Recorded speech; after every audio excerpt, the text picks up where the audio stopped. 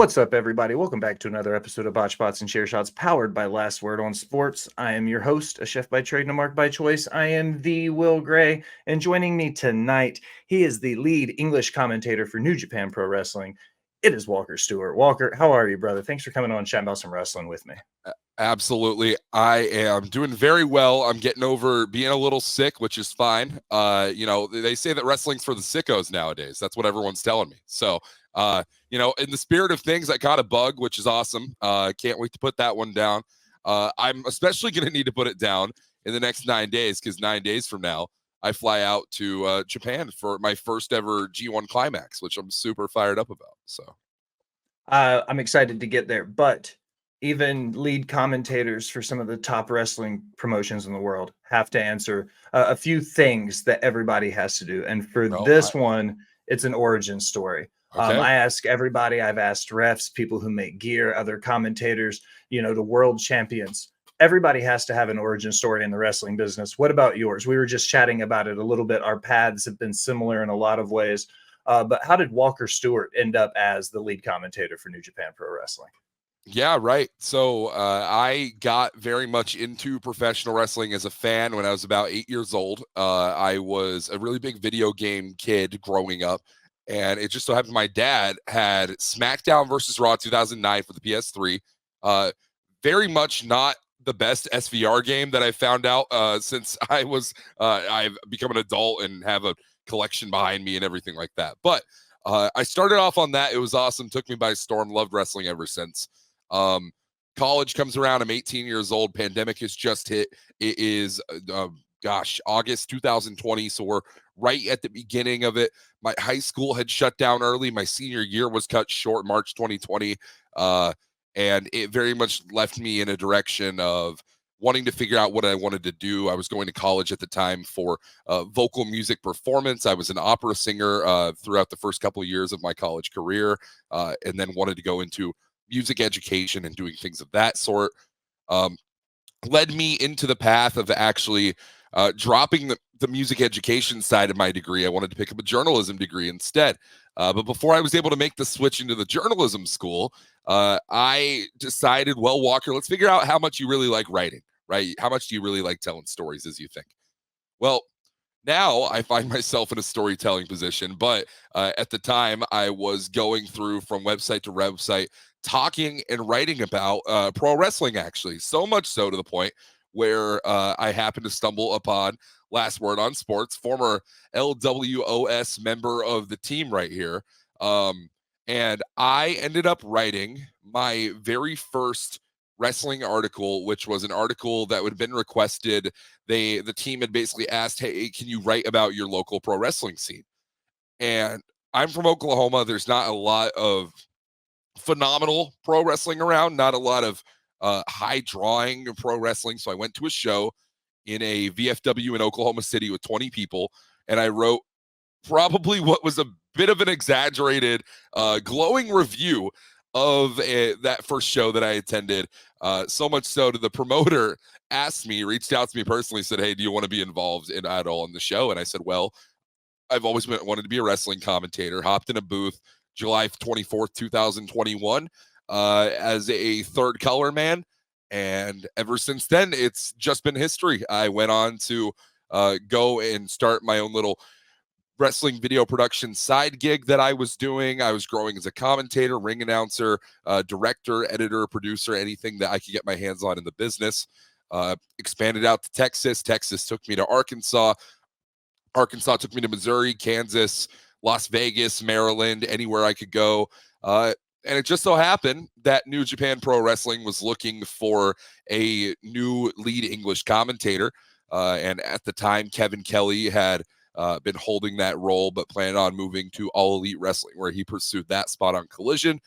And they needed a replacement. Kevin Kelly had found me through a good pal of mine, former Ring of Honor wrestler Bob Evans, who's currently one of the best coaches I know on the independent wrestling scene today, based out of the Northeast in Swansea, Massachusetts. So Bob put me over to Kevin. Kevin took a look at my work, was very impressed with everything that I had accomplished in a short 2.5 years, and sent my name to New Japan. And ever since then, we have been where we are today.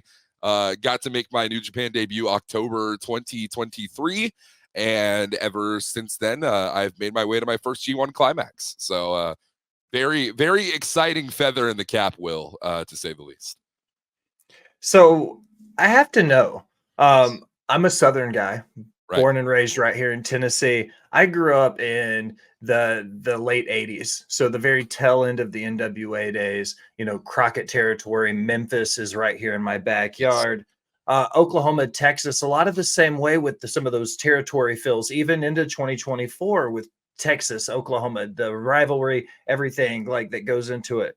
For you though, personally, when you go from Oklahoma to Japan, what were some of the biggest culture shocks for you? Because going from the Oklahoma side of it in the States, very different sides of the world, both literally and figuratively. Can you speak on those a little bit? What the culture shocks were like making the jump over to Japan? Yeah, absolutely. It's so funny that you mentioned this. To predate this just a little bit by about a week, October 28, 2023, my first ever show with New Japan did not take place in Japan, took place in Las Vegas, Nevada for Fighting Spirit Unleashed 2023. My first time live in person at a New Japan show.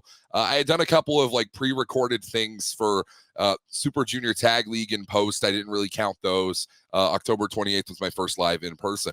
And it's so funny because I was in Oklahoma, flew to Vegas, and I had culture shock in Las Vegas, Nevada. That's 4 states away from me or something like that. 3, 4, 5 days later, I'm on a plane to Tokyo, where I had just experienced days prior an incredible culture shock of, oh my God, what's going on? Like I'm not a gambler, but everyone around me is doing it. This is crazy. And then going to Japan, where I'd never left the country. I've been to almost every single corner of the United States, but it didn't even compare. Big culture shock in the way that people treat you. Very respectful culture, very great people in Japan. The fans in Japan are some of my favorite that I've interacted with anywhere in the world. I don't want to typecast an entire country of people, so please don't take it that way. But the ones that I've been able to interact with in Japan, the fans that being, have all been incredibly respectful. Like they don't want to bother you. They don't want to take your time. I haven't interacted with many selfish fans the way you could find in the United States. Just so thankful and gracious and understanding of, if I didn't understand their English for the first time that they said it to me, or if they came at me speaking Japanese and I, had no understanding of being able to kind of navigate that conversation and them leading it forward. It was very kind. Almost made me feel like a child in a weird way, but it was a very kind thing to be able to receive. And I'm hopeful that I've warmed up very quickly in the eyes of the Japanese audience. There's actually a really interesting subsection of Japanese New Japan fans that watch with English commentary, because I've gotten some DMs from those people. So wonderful 0.1% right there. The other culture shock just kind of came in things that are different from the Western world. The Japanese are very different about, visible tattoos and stuff like that. I don't have any tattoos myself, but just seeing how some of my colleagues have been, kind of treated, or like, hey, you have to cover that up, or different things like that. It's a very conservative a way of life, which was really interesting to me. Food situation, big food guy. I think it's obvious by looking at me, I'll be honest. But as big of a food guy as I am, I'm not a seafood guy, which makes Japan a very interesting country for me to go to. But being able to try like real sushi instead of, Japanese sushi instead of gas station sushi in the States, or, I try and push myself out of my comfort zone. I've had squid, I've had different things. I don't like any of it, but I've had it. And I think that's the important part there. So being able to have those things available to me, figuring out different, small places to eat every single city that I go, where I'm not just eating like a burger every day or something like that, or some crazy unhealthy fast food, because that's the last thing I need as someone who travels constantly. So yeah, I think that those are some pretty big points right there in terms of the culture shock. But I'm blessed in every single way. I was born in a, decently sized town in California that I don't remember because my parents moved when I was 2 years old. I remember mostly growing up in a little bit in Kansas and mostly in Oklahoma. And, Oklahoma is a wonderful place to be. I love it. I wouldn't mind living here forever, but there's limitations to it, obviously, as there is to anywhere else in the world. And to be able to go and experience those things and go in with a different mindset to that country and then be able to bring that same mindset back on certain things or certain values back to the States has been very eye-opening to me. And honestly, I think it's something that I kind of needed to have at like the ripe age of 21, 22 years old, be able to have sort of those life experiences and kind of allow those to change and shape the way that I get to live this life. So yeah, overall, very different places if it's not obvious, but very, very good time. I'm happy I get to do it. The food conversation is something that you and I could have, and it's taking everything in my heart not to divert this, because Ben would be like, "Will, we're not a food website." Of course, Like, yeah. We can talk about there. It's fine. We'll make it happen. So let's kind of dive into some of the wrestling as we got going on right now. I'm going to try to not throw you the same questions you're going to have, and I'm sure there's going to be a lot of duplicates. You're doing this amazing media coverage right now, and I'm always going to give you your roses. Appreciate your time. But let's kind of start at the top with it. In the G1 this year, there's no Ishii, there's no Ospreay, there's no Tana. He missed the qualifying in Block A.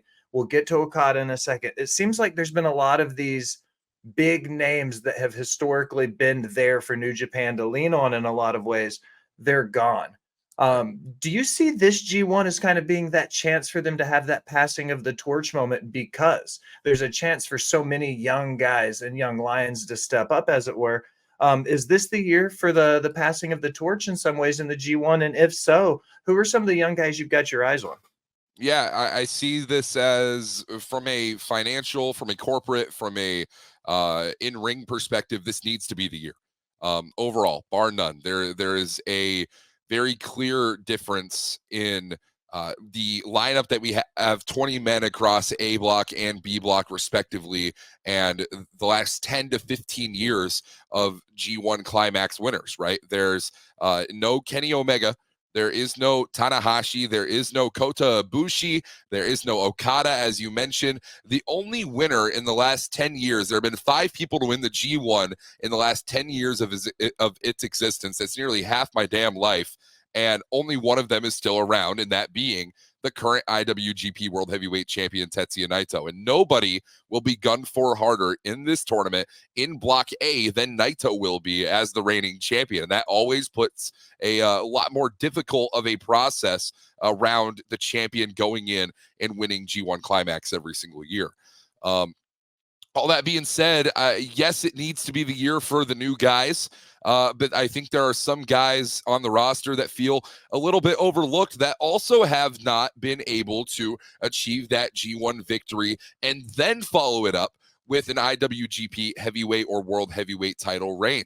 And I'm talking about Hiroki Goto when I mentioned that in this context. Goto going on to win in the final, or make it to the finals rather, of New Japan Cup this year, has not won a G1 Climax since his debut G1 and never followed up with the big one. We talk all the time about always the bridesmaid, never the bride for Hiroki Goto. And a lot of guys in this tournament are kind of saying to themselves right now, I can't let the world look at me like Goto. And Goto knows that himself. Jeff Cobb has been saying that recently. I can't keep entering G1 after G1 and not walk away with the win, and it has to be this year. A lot of people saying it about Zack Sabre Jr. as well. And surely as a guy like Shingo Takagi gets up there in age, starting to feel that way a little bit himself too. So there are some of these older guys like the Takagi, like Cobb, who continues to progress forward in his career. And by no means are these people done with their careers anytime coming soon, Will. That's not what I'm saying. But by comparison of a 41, 45-year-old veteran of the sport to, a young gun, 27 years old, like Shota Umino, who started this year off with a loss at Wrestle Kingdom, beat Narita in February, and Korakuen grabbed the microphone and called himself the new ace of New Japan Pro Wrestling, and has gone on to do admittedly nothing since then. This is one of those crowning moments where, in testament to like, hey, if you're going to do anything at all, it's got to be right now, because if it's not this year, no one's going to take you seriously going forward. And Shota knows that as well.